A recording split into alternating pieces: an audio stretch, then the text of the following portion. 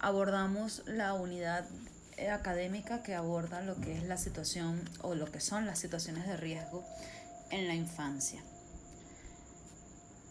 Otra oportunidad para sensibilizarnos acerca de lo que es la realidad infantil, específicamente en nuestro país, aunque estos elementos puedan extrapolarse a otros lugares.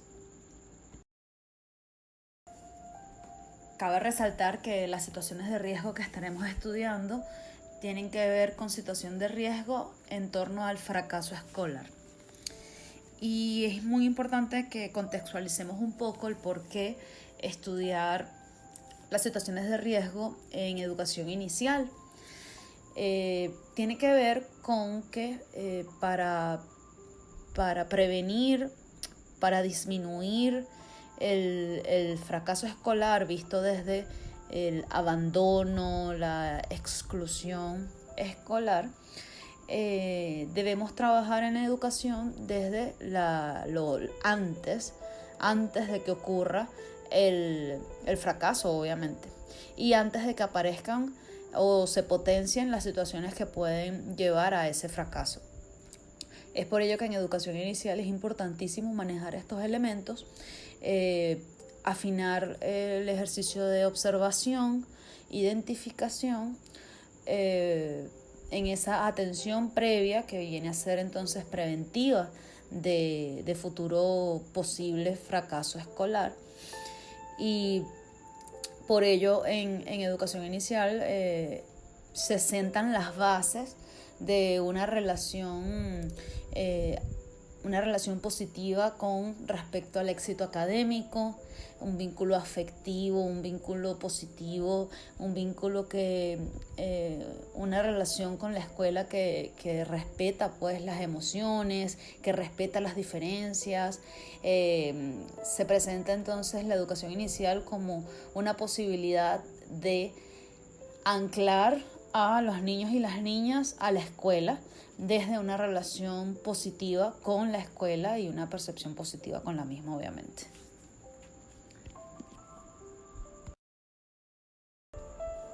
Para este ejercicio preventivo debemos ser capaces de identificar las situaciones que pueden llevar en un futuro a que un niño o una niña deserte de su educación formal. Y para ello debemos tener muy claras algunas diferenciaciones en cuanto a conceptos.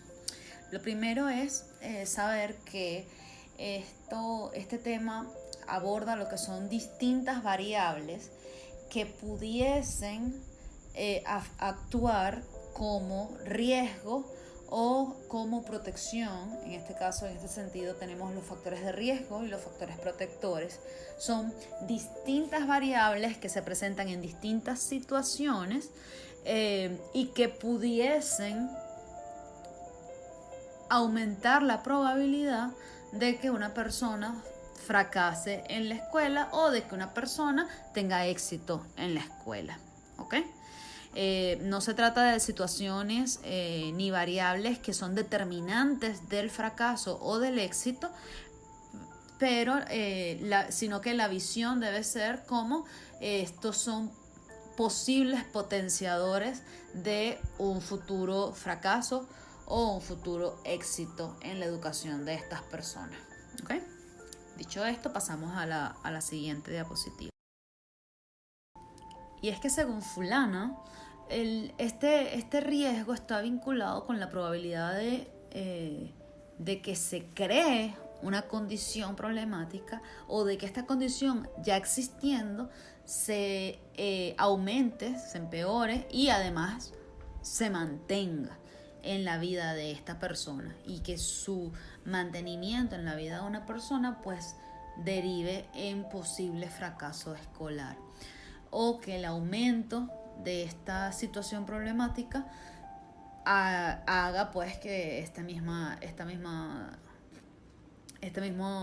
conclusión,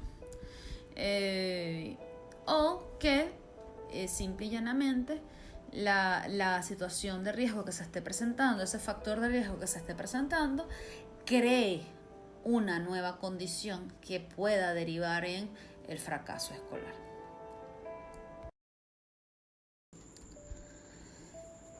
Y estas situaciones que pueden favorecer o pueden poner en riesgo la continuidad de una persona en el sistema educativo están ancladas en 3 constructos, o se pueden presentar desde 3 constructos, tanto para bien o para mal, ¿no? Por un lado tenemos lo que son las características individuales, es decir, pueden presentarse desde allí una situación que pudiese hacer que en el futuro la persona abandone. Tenemos características que tienen que ver con lo social, y tenemos características que tienen que ver con la interacción de la persona y su entorno, es decir, esa interacción, ese vínculo, ese ir y venir en la relación familiar, social y escolar. ¿Okay? En esos 3 constructos podemos presenciar tanto factores de riesgo como factores protectores de fracaso escolar, preventivos, ¿no? Venezuela definitivamente no escapa de presentar, obviamente, situaciones, es que nadie en ningún país escapa de situaciones que favorezcan o no su vivencia de la educación formal.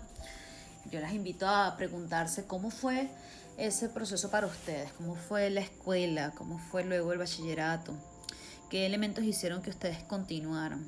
Incluso hoy, ¿qué hace que ustedes continúen en la universidad? ¿Qué hace que sigan atendiendo a sus clases, respondiendo a sus asignaciones? Cuando se dirigían a la facultad, pues eso, ¿qué hace que se levantasen, que se dirigiesen, que tomasen las rutas, que llegasen de cualquier manera a sus clases? Y pensar también incluso en aquellos que no lo lograron. Vamos a pensar en esas personas que fueron quedando en el camino. Incluso podemos recordar personas que a lo mejor en la primaria hayan dejado su educación. Podemos pensar en personas que en su adolescencia también lo hayan hecho cuando estuvieron en bachillerato y ahora en la universidad. Vamos a pensar en esas compañeras, esos compañeros que ustedes recuerden hayan dejado sus estudios y qué razones los llevaron a hacerlo.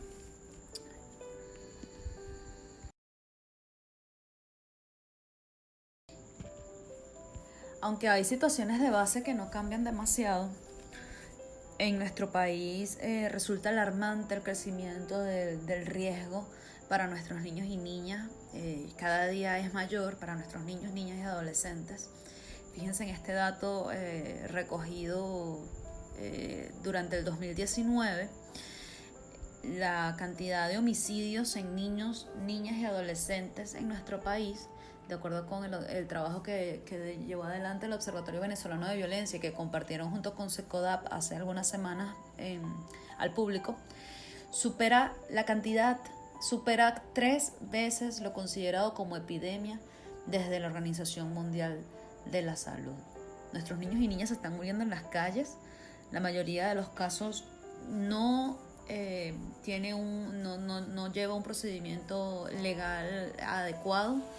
En la mayoría de los casos no se hace justicia.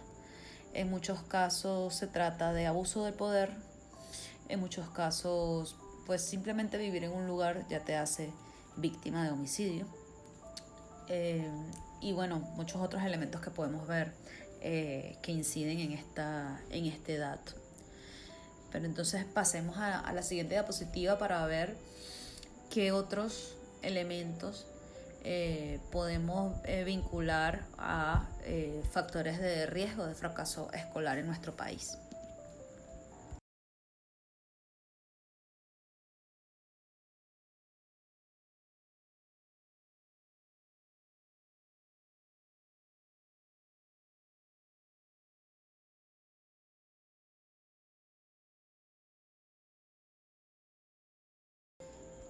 Porque sí, tenemos una realidad muy alarmante, muy además grotesca, visible, que nos deja ver muy claro que los sectores más vulnerables, las personas más vulnerables de cualquier sociedad en nuestro país se encuentran aún más vulnerados de sus derechos y siempre quienes son más vulnerados a nivel mundial son niños, niñas y mujeres.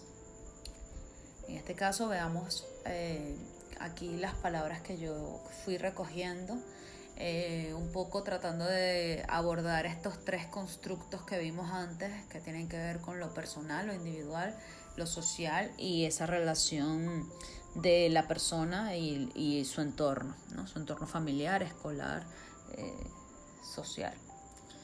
Tenemos por un lado la motivación, porque obviamente sin motivación pues difícilmente hay aprendizaje y la construcción de motivación y la construcción incluso de bloqueos de esa motivación o de la creatividad inciden gravemente en la continuidad escolar y en el éxito. Tiene que ver mucho esa construcción de motivación, esa presencia de la motivación con la autoestima, ¿no? Entonces allí vemos como otro elemento puede estar vinculado con otros más de esta lista, ¿no? Este elemento de la autoestima, cómo se construye la autoestima en la infancia, desde que somos bebés, desde que nos cobijan en los brazos, qué palabras recibimos, cuál es el discurso, en fin. Tenemos obviamente un factor que es determinante y tiene que ver con las necesidades educativas especiales, aquellas personas que presentamos alguna necesidad educativa, pues tenemos un riesgo de fracaso escolar, sobre todo cuando en el afuera no recibimos una atención adecuada a nuestras necesidades, ¿no? Que potencie nuestras posibilidades. Tenemos un elemento importantísimo que está aquí escrito desde lo positivo, que tiene que ver con la resiliencia, esa capacidad que tienen las personas para salir de situaciones difíciles, fortalecidos, ¿no? Es un tema que vamos a estar discutiendo las próximas semanas. Les voy a estar dejando material de lectura por acá. Seguimos con afectualidad, que es esa capacidad de vincularnos de forma afectiva, de generar vínculos afectivos con el otro, desde la empatía, desde la horizontalidad, cómo son esas relaciones que permiten entonces tener una visión asertiva de nosotras mismas y del resto, que pueden permitir que en adelante pues creamos en nosotras, creamos en nuestras capacidades y alcancemos nuestros objetivos.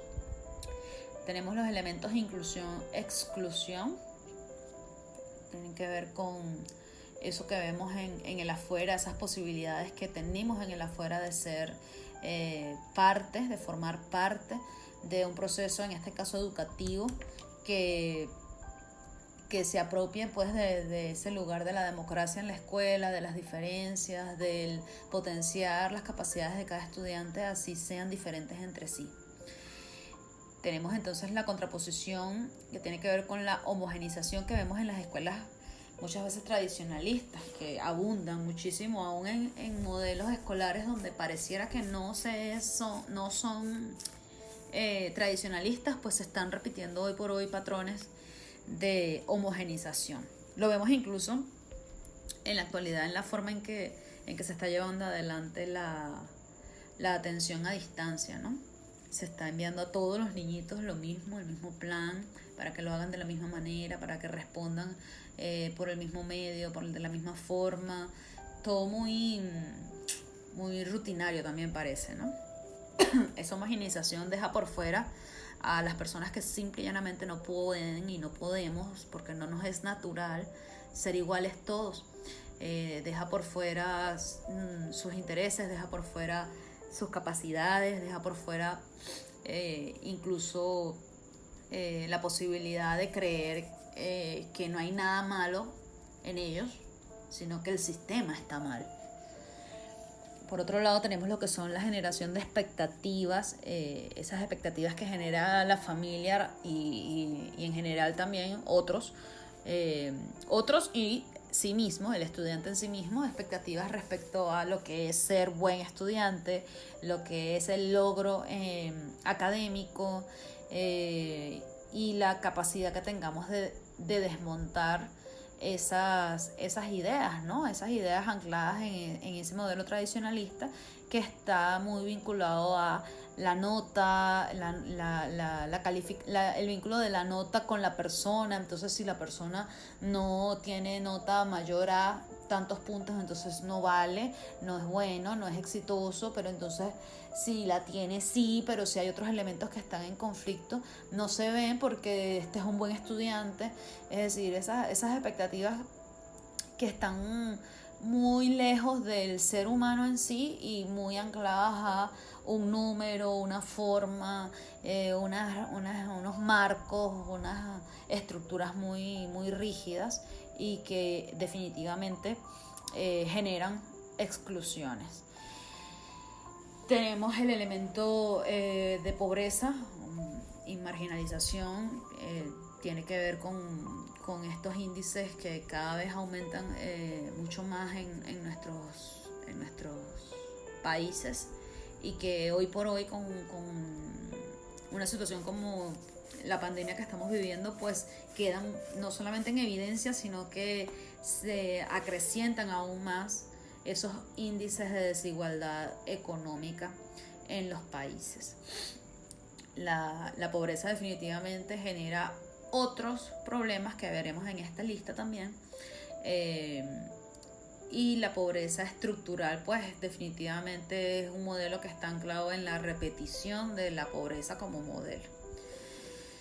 Tenemos la desnutrición y también obviamente la malnutrición como factor de riesgo.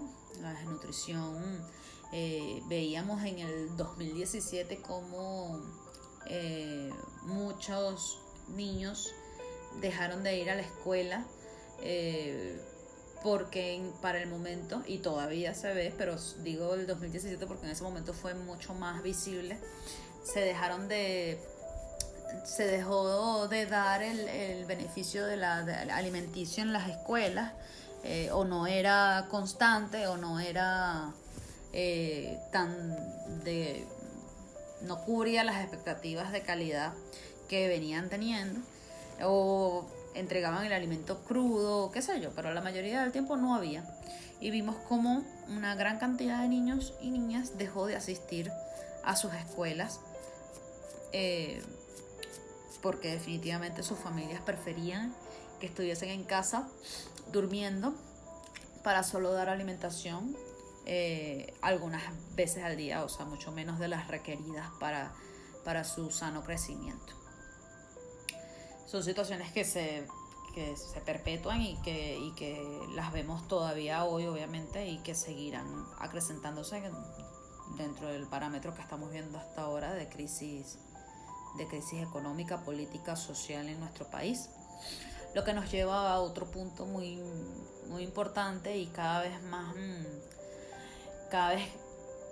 visible, porque ha crecido. Cuando había disminuido bastante los índices de trabajo infantil en nuestro país, pues ahora vemos de unos años para acá mucha más presencia de niños, sobre todo varones, trabajando afuera. Obviamente estos son elementos de fracaso escolar porque son situaciones que alejan a estos niños de su escuela, y además los exponen a otros riesgos a su integridad.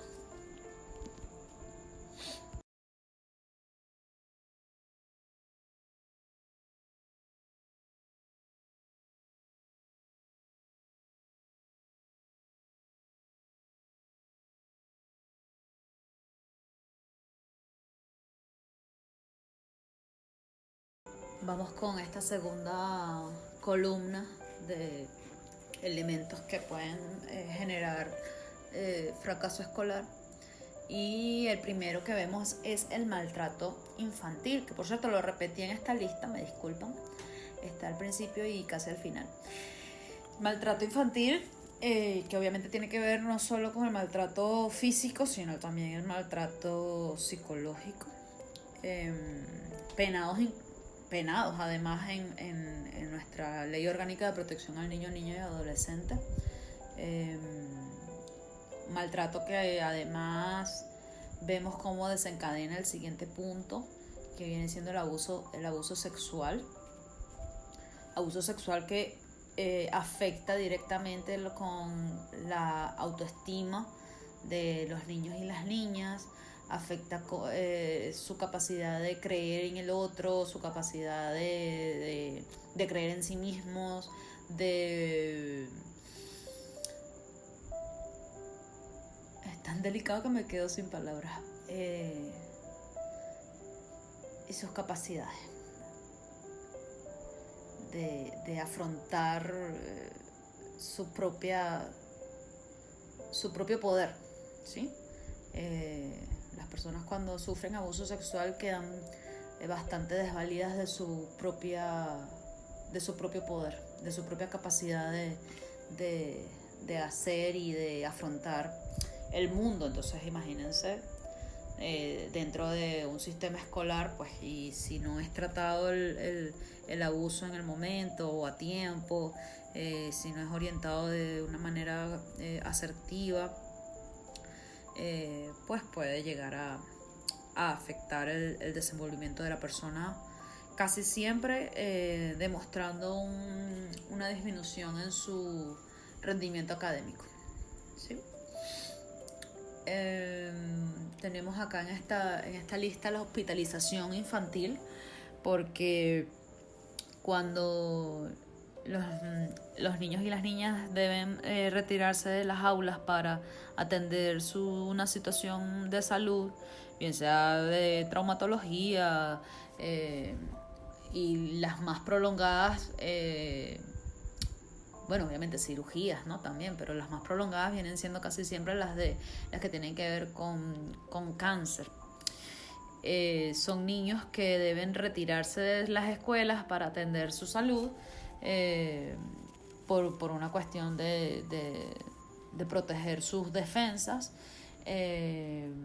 y porque deben ir muy seguido o deben estar hospitalizados, y eso limita la posibilidad de que pueda dar continuidad a sus estudios, ante lo cual hay lo que se llama la pedagogía hospitalaria. Están las aulas de hospitalización, aulas hospitalarias, perdón, donde se busca dar continuidad a esa educación de los niños y las niñas. Pero obviamente sí genera un factor de riesgo, porque no todas las personas tienen la capacidad o tienen esta información o tienen la capacidad de generar el contacto con la escuela y de verdad y de contar con escuelas que estén sensibilizadas al respecto y que favorezcan esa continuidad. Entonces, por eso tenemos acá la hospitalización. Tenemos luego las migraciones, que nuestro país protagoniza las listas de migrantes, una de las más altas en nuestro continente de los últimos años. Migraciones que en la mayoría de los casos han estado caracterizadas por elementos forzosos, ¿no? Parecen más huidas en muchos casos que migraciones planificadas. Y esto genera el siguiente punto, que viene siendo la infancia dejada atrás, y son estos niños y niñas que quedaron en el país porque papá o mamá o quien cuidaba de ellos acá y los estaba criando tuvo, ¿no?, entre comillas, tuvo que irse para buscar la subsistencia. Y digo tuvo porque es muy subjetivo ese tener que, ¿no? Hay personas que pues lo sienten así, otras personas que no, pero que en definitiva deja una consecuencia muy dura en los niños y las niñas, que está vinculada al abandono, ¿no? Porque además, pues, ¿quiénes quedan a cargo? ¿Cuáles serán ahora las características de crianza, de atención educativa? Hemos visto en las últimas experiencias de práctica profesional muchos niños y niñas que dejan de asistir en este proceso de que sus padres migran, porque bueno, la persona que queda al cuidado no los puede llevar o decide no llevarlos a la escuela.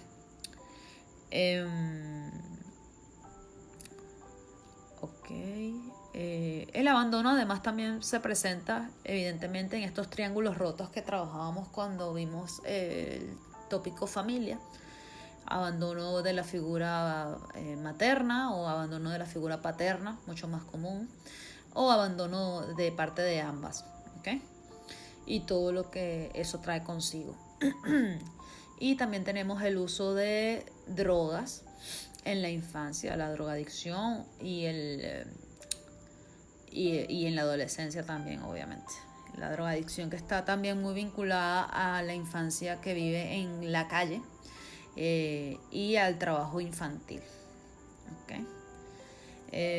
Todos estos elementos están vinculados a factores que pueden llevar a una persona a fracasar escolarmente, pero también vemos elementos que pueden hacer que el sistema les excluya, ¿ok?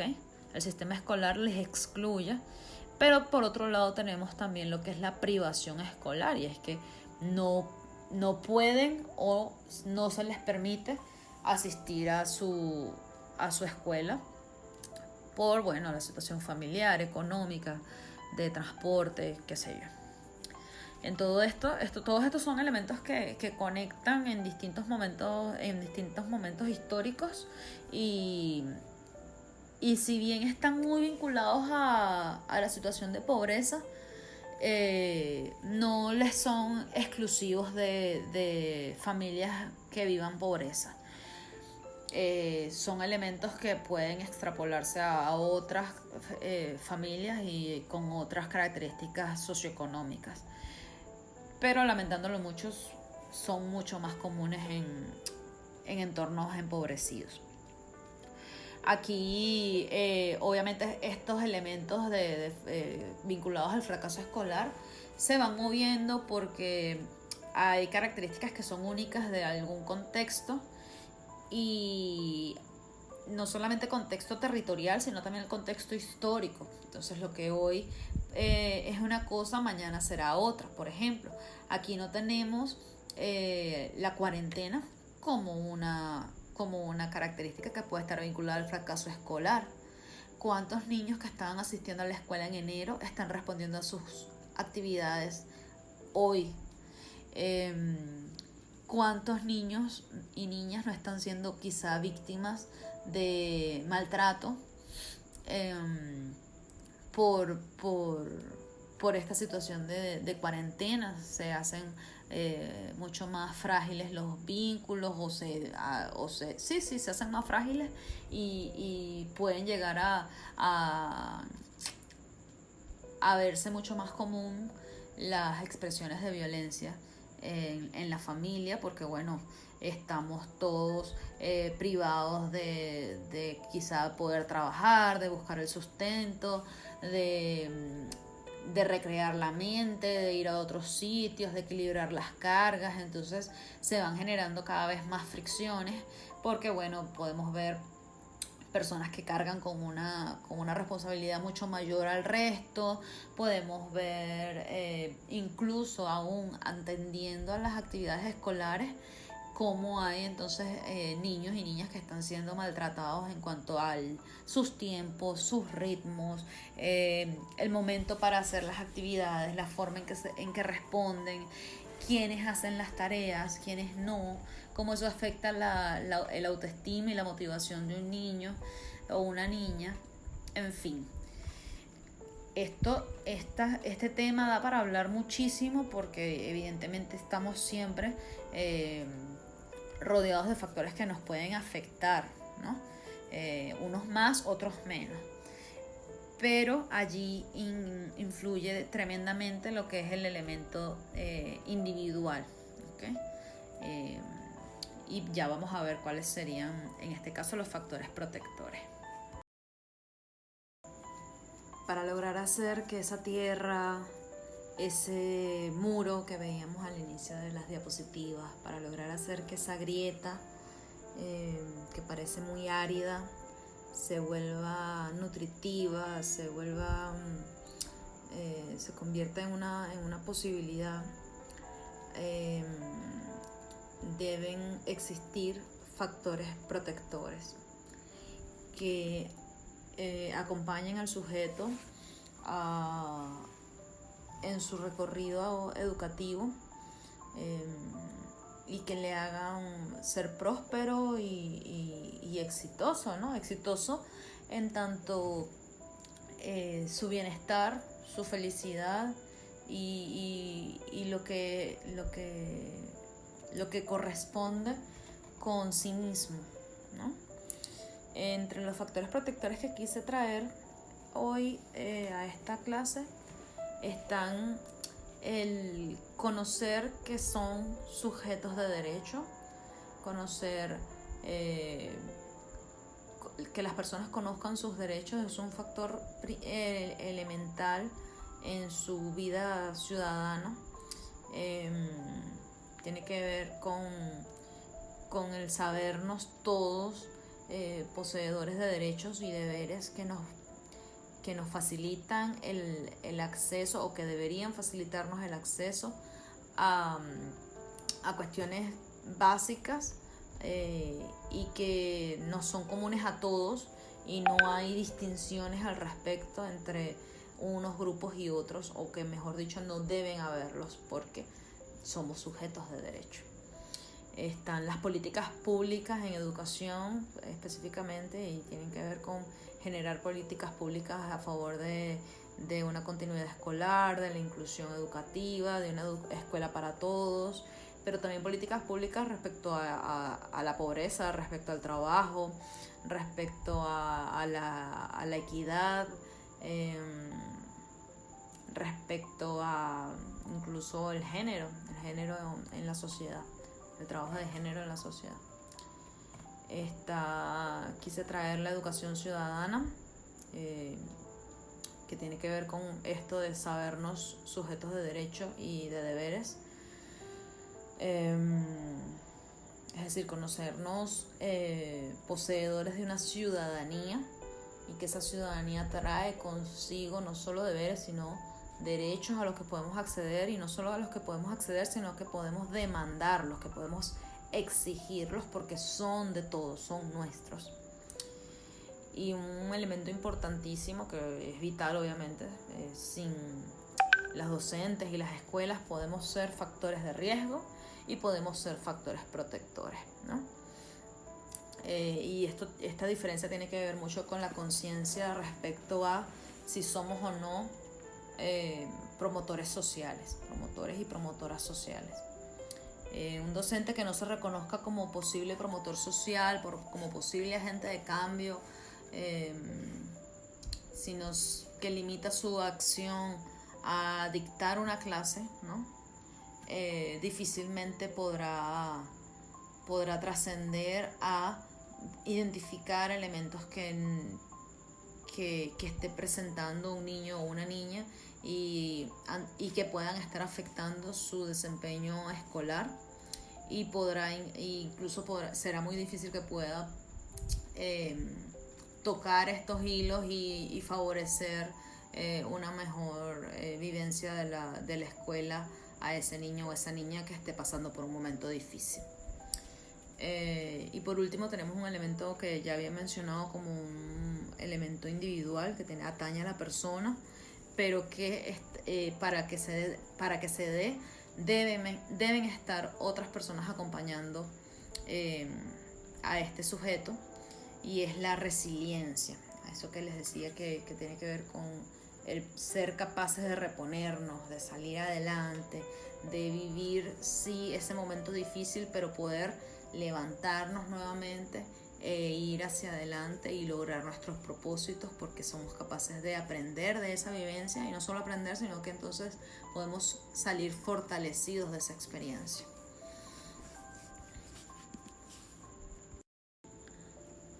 Esta última diapositiva la dejo como invitación a participar en el foro de la clase, donde estaremos discutiendo sobre los hallazgos que obtuvieron al hacer sus hemerotecas, y vincular esos hallazgos con estos tópicos dictados en la clase. El cuándo veremos. Espero que pueda ser hoy mismo, martes. Sin embargo, estaré atenta a quienes puedan o no ver y escuchar esta clase, para saber si podemos pautar otra fecha o lo hacemos hoy mismo, ¿ok? Me despido con esta invitación de Educar para Todos y Todas, donde podamos ver esa diversidad y ese colorido que es individual y que desde el desarrollo individual potencia lo colectivo, potencia lo social, potencia la relación con el otro y la hace más rica y la hace más nutritiva, más interesante incluso. Adiós.